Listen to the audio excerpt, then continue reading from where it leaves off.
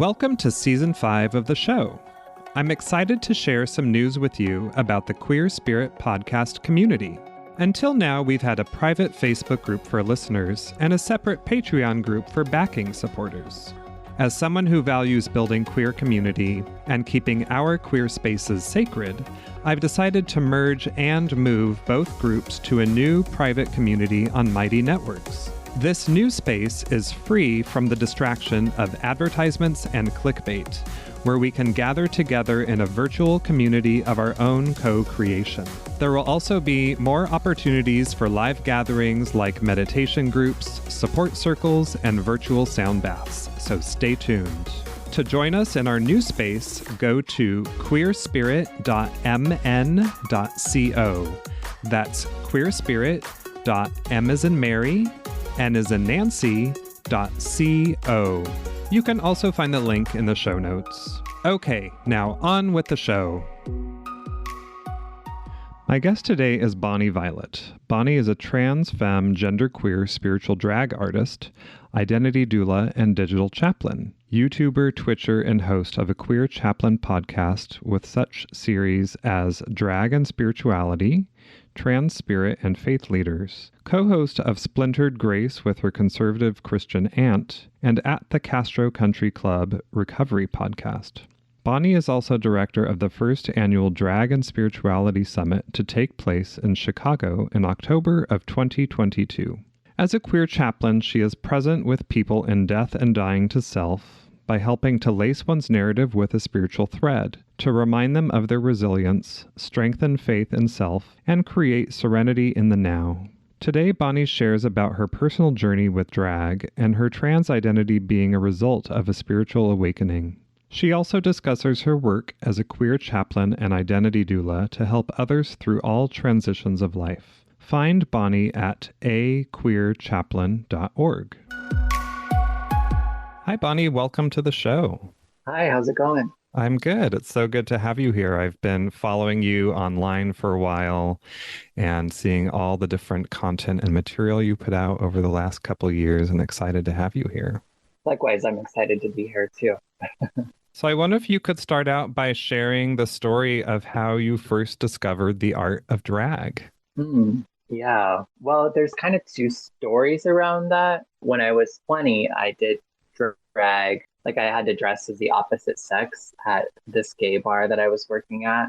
And when I dressed that way, I then got offered jobs like in clubs. And so I attempted to try to do drag at that time of my life, but I had a really hard time with men hitting on me as a guy and then hitting on me while I was in drag. And I had barely kind of just come to see myself as a gay man at that time. And I was very adamant about, like, I'm a gay man. I'm not a man who wants to be a woman, which, you know, like 20 some years later, it's like internalized, you know, transphobia. But like, I wasn't in a place where I could kind of hold that whole truth of myself. And so like doing drag was just too much at that time. And so I had to kind of step away from it for like 20 years or so. Yeah. And then I picked it up like about 4 years ago as part of I had a friend who was a beautiful drag queen that I really looked up to. I have been a fan of drag for a long time. I had started interviewing drag queens about their spirituality in 2014, but at that time I still hadn't picked up drag again. And when he died and my friend died and he died, I was just like, what am I waiting for? Like, just do drag. And so I called.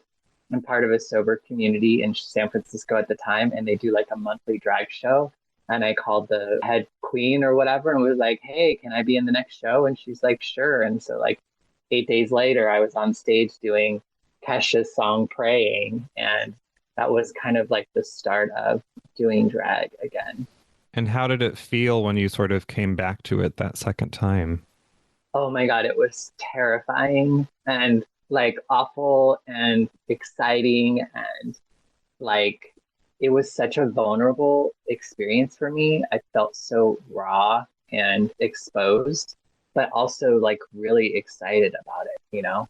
And I think part of that was because I hadn't been really identifying as a trans femme person at that time of my life either. And I think I don't know, it was like I was letting her out a little bit. It wasn't me putting on a costume or me becoming a character, or you know what I mean, which was my understanding of drag for so long, that it's kind of like this persona that we jump into or whatever. And Mm-hmm. I could not like separate myself from my character. And so it was just kind of like me really kind of exposing myself. And that was like in a very like spiritual, emotional way, but also even physically. I had like felt comfortable wearing practically nothing, which was something I had never really been that comfortable with before. And so it was a really interesting kind of moment for me. But that's also what I was kind of drawn, to do while I was in drag as well. Yeah. So do you think that after you sort of came back to drag that second time and starting to explore it and see how it made you feel, that helped you sort of grow into and allow yourself to bloom into the trans femme identity more?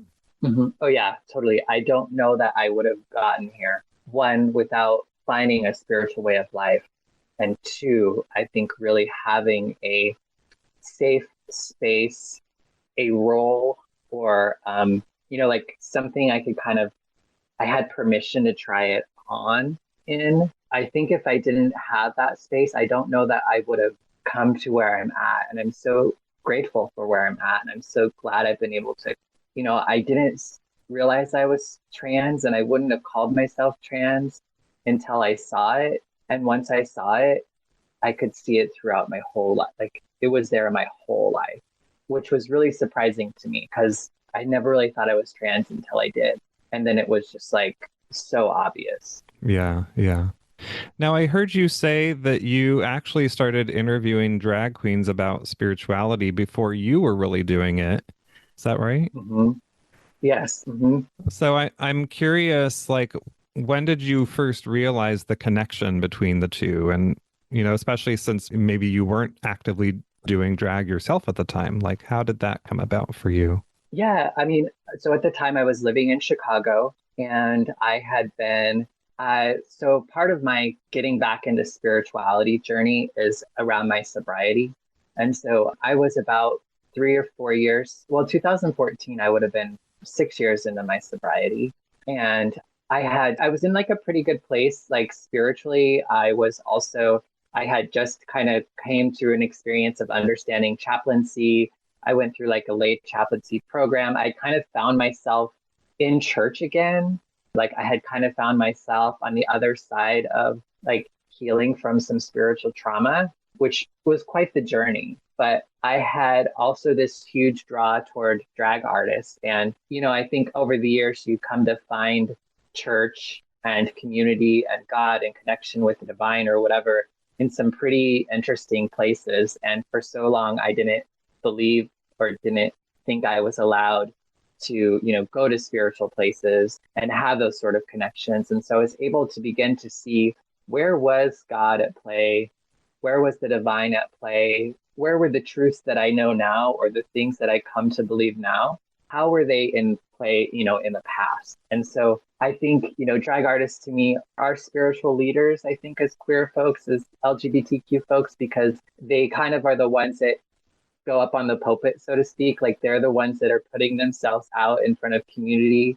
A lot of my favorite drag artists are drag artists who, have a message in what they're trying to say. Oftentimes they're raising money to take care of people within our community, really big on HIV and AIDS and, harm reduction and drug addiction. And, like there's so much work that drag art does that results in the healing and the care of the community. And at the end of the day, they're also kind of like, the art itself is also causing an animation in our body that wasn't there before. And so I think it gives us life. And sometimes it's the joy and the freedom and the liberty to just be. And other times it's the space and the opportunity to think deeply and critically about the world and how I'm in the world or how others are in the world. And so, I mean, for me, I feel like that's all really good drag. And like, I think that's a good sermon, like, or that's a good teaching or a good, however way you want to label it. Like, I think there's just so much life that is given from drag. And so then, since you kind of made that connection before you came back to drag, was there, I wonder if there was a different kind of, I don't want to say spiritual awakening, but personal spiritual connection that you had once you came back to drag that second time yourself. Totally. Yeah. I mean, I've gotten to a place in my life where I feel like, I try to be all of who I am wherever I am, but I've struggled often in times of my life to really acknowledge and notice and be aware and hold all of my parts. And so I think that, like drag was that channel, that avenue, to begin to show myself more of myself so that I can be with myself. And I didn't have the capacity for so much of my life to see the fullness of who I am, to own it, to accept it, to imagine it, to be okay with it, to express it, all those sorts of things. Like much of my life, I was not in an environment, whether it was the environment that I created myself in my head because of all the environments that I had that led up to that moment to where I started to censor myself. I started to hide from myself, which is interesting because I've always been a very, I think, authentic, vulnerable, like real person. And yet there was this thing about myself that I hadn't fully realized.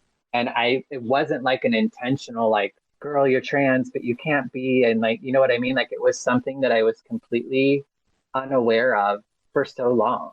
Like I wasn't able to put that label on what my experience was. Now, I often didn't feel like I fit in most any group. I think that was a lot of why I traveled so much because I was trying to find my people. Like I was trying to find elders. I was trying to find people that I could learn from, people that I could see how they were doing things. And that's been a lot of my journey. Like I've been able to come to see who I am and who I can be by seeing it in others first, because I lack the imagination or I don't know what it is, to be honest. Like, but for me, that's how it works is once I started to get out in the world and get into spaces where I could see people living differently and living in a way that felt more like something I could put on, like, I don't know exactly where I'm going with that, but I feel like that's a lot of kind of where I'm still at in my life now when I think about all of the people who showed me and told me who they were and how they lived and how they existed, that expanded and it continues to expand my understanding and the ability for me to believe that there is a higher purpose or a God or a universe or like, like a universal connection or anything like that, because I say that God often fails me. And it's not God necessarily that fails me, but it's my understanding of God. And so it's like I have to come to believe and see things differently in order for me to be okay and to continue to like live through the world the world and everything, like I have to come to a new understanding, an expanded, I guess, point of view. And the way that I get that is by being with people who are different than me. And oftentimes, though, I have to initially connect on that sameness. Yeah.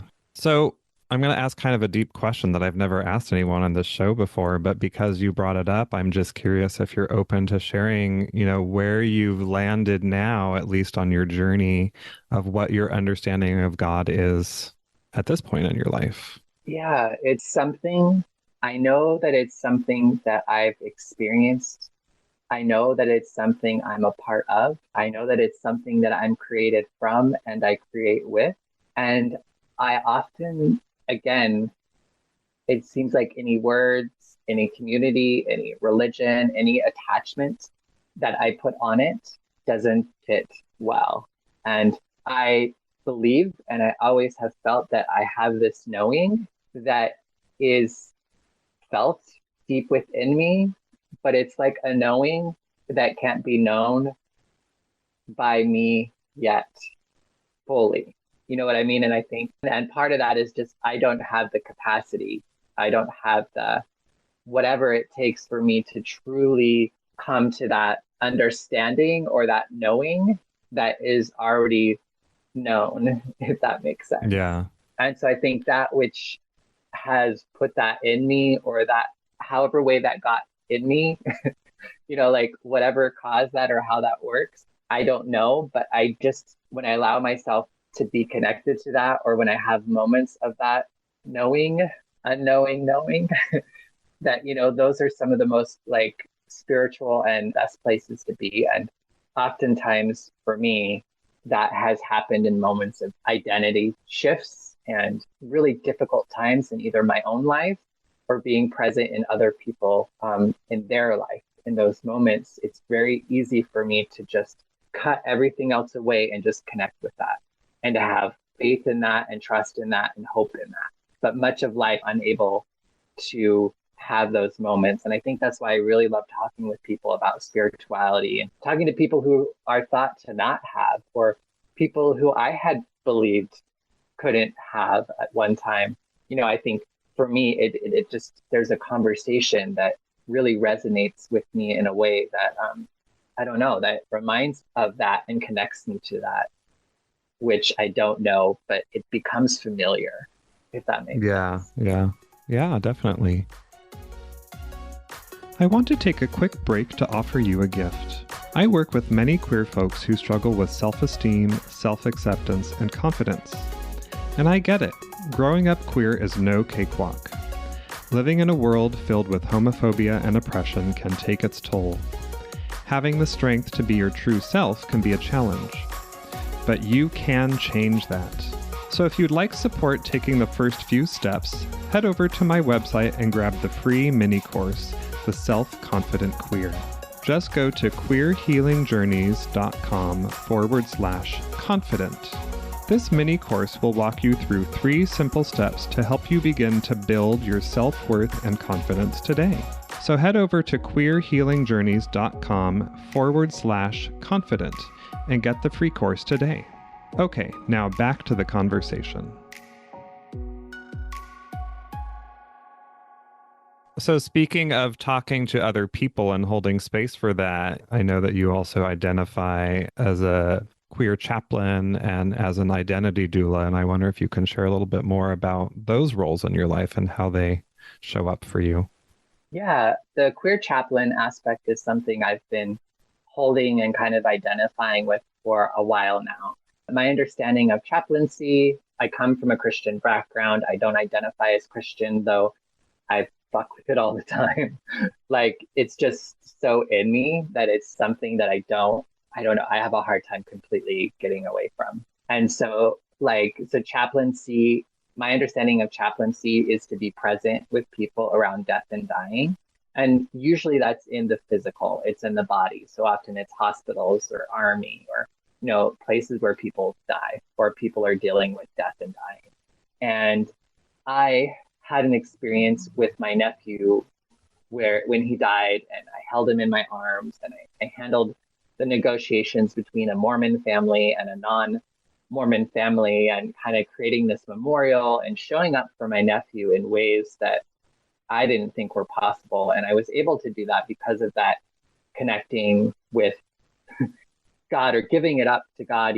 Be still and know is something that I practiced during that time of just like, I do not know what the best result is right now. Like, I can truly believe that I am powerless and I do not know what the best outcome is for this situation. So I'm just going to try to show up for my brother and his wife and my mother and my father and my nephew and his brothers, and it was a time that I could actually just kind of, all the stuff that usually gets in the way of my being fully present in the world just went away, and I didn't feel like I could be present with people in that, but there was something powerful in that spiritual experience with people.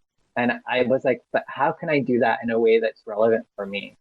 And so I think just as a queer person, as a trans person, as an HIV positive person, as a person recovering from drugs and alcohol, as a person who has been, sexually assaulted on a number of times, with all these sorts of histories, I'm like, those were so many times in my life, and so many identity shifts that happened that God was present, and I use God loosely, but like how I see the world and understand the world today was present then, but I wasn't allowed to access that.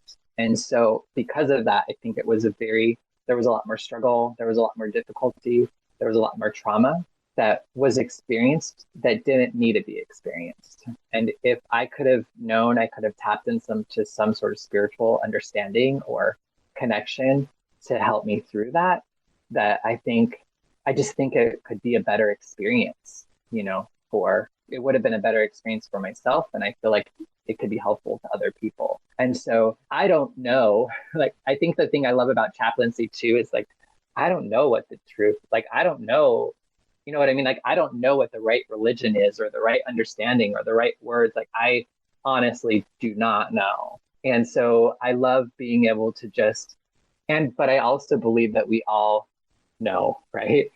That knowing is in all of us, and we might display it in different ways and talk about it with different words. And it may cause us to move in different ways because of where we were born or the families we lived in or the country, there's so many things that kind of cause us to use, I think, different words for the same things, and that might not even be true.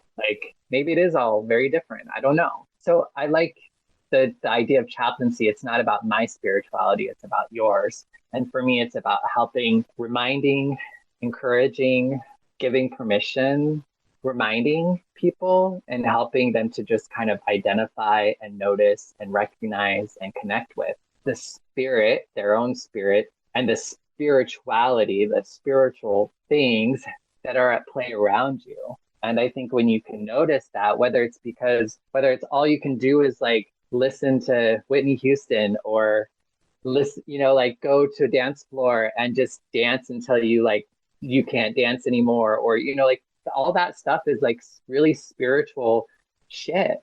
But oftentimes in my life, I never saw it that way. I saw it as me on the path of destruction of drugs and alcohol, and but it was no, I was chasing freedom and I was getting life and I was connecting with things beyond me, and all those sorts of things. And so I think helping people to come to see those sorts of things, I just think can be so powerful. And in doing that with others, it also helps me in mine, And so, yeah, so that's what chaplaincy is for me, is really around that death and dying and kind of coming into, dying to self, and usually in a form of an identity, how you see yourself. And then the identity doula is something that more so somebody else put on me. And I kind of thought I don't feel like I know a lot about it, but it was something that somebody put on me. And to me, I feel like it's the other side. It's what happens after the death, right? It's the birth. So, and I think death and birth are the same thing, depending upon where you're at, right? And your point of view. And so I think for me, identity doula is something I've been playing with a little bit more, again, in the sense of trying to find words or new words or ways to connect with others. You know what I mean? And so, and a lot of my my training is not I'm not attached to any sort of institution, educational or religious or anything like that. And so oftentimes it's coming to a space of understanding. When I say I'm a chaplain of another sort, there are probably plenty of chaplains who would fight me over the fact that you're not a chaplain, or because you didn't do this, this, and that, then I don't get to be a chaplain in this, this, and that. And I understand that, and I get that, and I'm okay with that. And also I get to say what I am. And, as long as I'm honest and true, I don't feel like I should present myself as anything other than who I am, then, it's all language to try to, and also it's just because I didn't go to a school, just because I didn't have access to training and education and these sorts of things, does not mean that I don't necessarily have the skill set either, or the ability to show up for people in a way. And because I'm not attached to those institutions and stuff, it places me in a different space. I feel like I'm kind of in the tween of things. And so there are plenty of times where I've been in situations where I was in a church and the pastor met with me to tell me that I wasn't allowed to marry her practitioners because that's her job. But they were coming to me and asking me to do it. I'm I'm not putting up signs. I haven't told anybody that that's even what I want to do. They're coming up to me for some reason. And oftentimes they were coming up to me because they were in relationships that were not, or they themselves were just not, didn't feel they were in completely alignment with that religion or that space. There was some sort of mixed religions or mixed races or genders outside of, you know what I mean? Like all those sorts of things. So those folks, I think, felt, for whatever reason, felt more comfortable to me. And so a lot of this has also been kind of a response to people inviting me to do things in their life that I wouldn't have done. My brother asked me to marry him, and I told him, no, I'm not, like, I can't do that. And then a year or so later, my sponsor was like, hey, will you marry me and my husband? I'm like, sure, I'll figure out how to do that. You know what I mean? And I had a friend who asked me to do his father's memorial. And I was like, no, like, I can't do that. But I did it because he asked me to do that, you know? And I love doing weddings now. And I love doing, I just love being present with people in those moments of time and helping them create, especially expressions of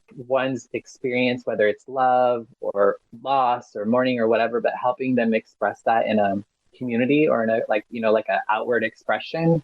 I love being a part of that process with people. Yeah. Well, it sounds like, people have seen this part of you that maybe you didn't see in yourself, and they asked you to step into that and to take that role. And I think in some ways that's kind of what happens with drag too. That we, no matter what the drag is, quote unquote, whether it's, being a drag artist or whether it's just wearing a particular costume or a uniform, especially if it's not something we normally do, then people start to see us in a different light and they respond to us in a different way. And then that allows us to see that part of ourselves that we didn't even see.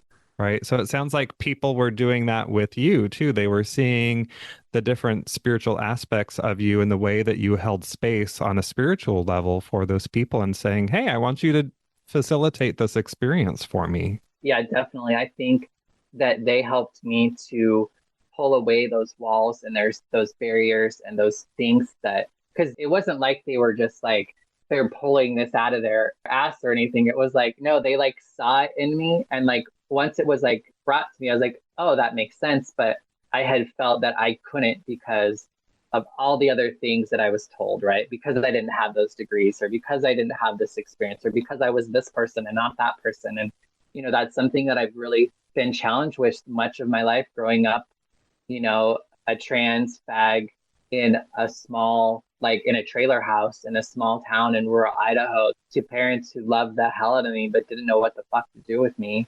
You know, a father who struggled with addiction and lots of just hard life stuff that made it difficult for him to show up. And, you know, a mother, you know, like there were just so many like things that were so formative about my younger years that had just kind of put me in a space of always feeling like I was not enough and that I could never really be more than where I came from. And there was also a desire to not ever want to remove myself from where I came from and the people who loved me and raised me and the, you know, the, because it can feel so easy to just be like, okay, I'm better than all that. I'm going to get out, have a better life. And like, I really wanted to find a way most of my life to like be able to honor where I come from and honor what has happened to get me to where I am in my life. And also not get stuck in that as well. You know, I think it can be really easy for me, especially as somebody who talks with people about my life and my experiences, it can be so easy to get into a space of where I was and talking about that all the time, so much to the point that I can't get to express and be where I am, you know? And I feel like that's something that continues to be a big challenge for me and something that I've become more and more aware of and really trying to free myself from those old narratives that I often live in. And oftentimes I need somebody else to like say, oh, that's not true anymore. Or yes, and but there's this, or you know, whatever sort of language they want to use. Yeah.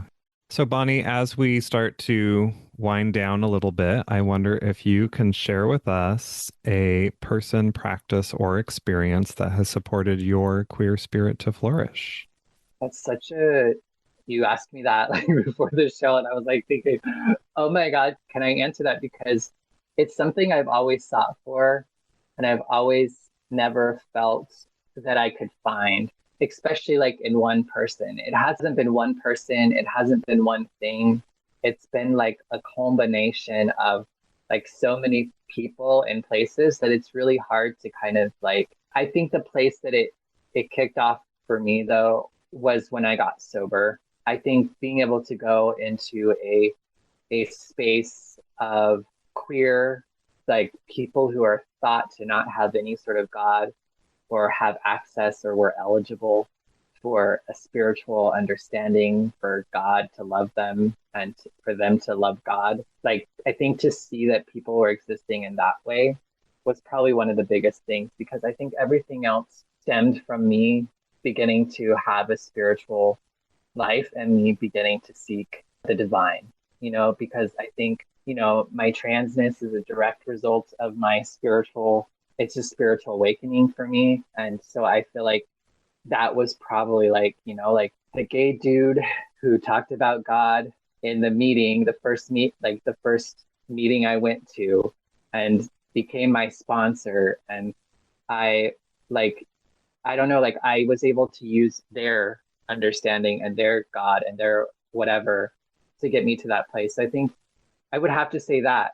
I would have to say my former sponsor who isn't even doesn't even live that way anymore. But it was a moment in his life that was able to open up a space in me that, I've just continued to let more of myself out of. Yeah, wonderful. Thank you.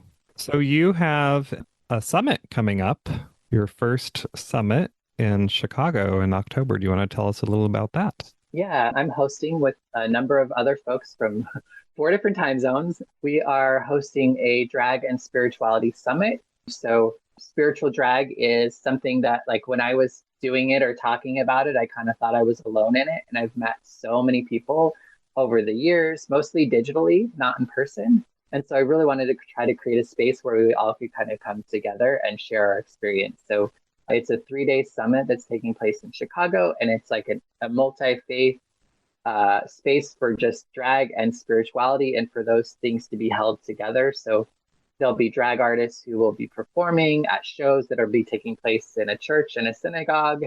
We're also doing a family-friendly event at an LGBTQ center.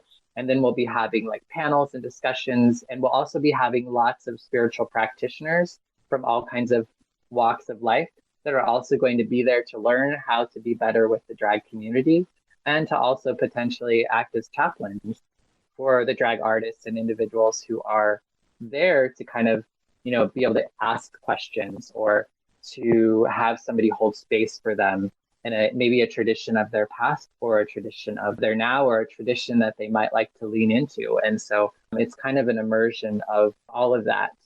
It's hybrid. I'm really trying to get people there in physical, but for accessibility, we're also making it hybrid. So there's that virtual aspect.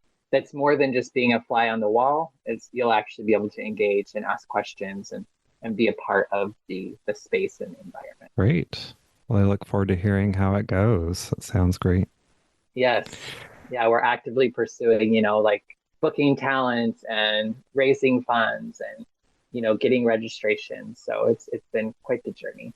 Good. So Bonnie, where can people find you and learn more about your videos, your work, and about the summit? Yeah, I think probably the best place to go would just be to queerchaplain.org. So that's queerchaplain.org. And a queer chaplain is on all of the things, the TikTok, Instagram, Facebook, all that sort of stuff, Patreon. So you can find it fairly easily, but queerchaplain.org is a place where I try to do it all. But it's a place where you can connect to whether there's a podcast in particular that you're really interested in or a activity that I do that you're more interested in. From that space, then you can get connected to a YouTube channel or a podcast or whatever it is. But I think that's probably a good place to start. And is that also where they can connect to the summit as well? Yes. Yeah. And it'll say Dragon Spirituality Summit, which we have dragonspirituality.com for the summit. Well. Yeah. Great. Well, I will have those links in the show notes so people can also find them there. But Bonnie, thank you again for being here and sharing your story and about your work and about connecting drag and spirituality. Of course. Thank you so much for having me. To find the resources we discussed today, find the show notes at thequeerspirit.com. Make sure you don't miss future episodes by following the show on Apple Podcasts or subscribe on your favorite podcast platform. Thanks for listening. Until next time, be well.